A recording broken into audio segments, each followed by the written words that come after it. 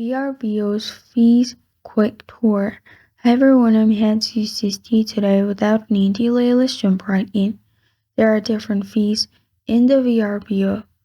First one is service fee. The service fee, this fee helps cover secure payment processing, ongoing product improvements, 24/7 customer support, and also the percentage varies depending on the reservation amount.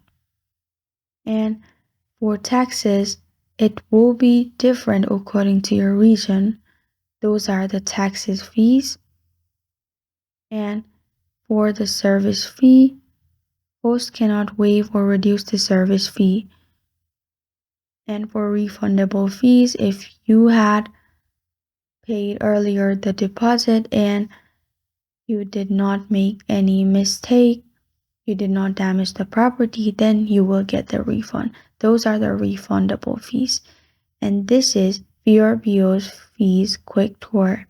Thank you for joining me today. If this video helps you out, please leave a like and subscribe for more. Got a question or want to suggest a topic? Comment below. Thank you for watching.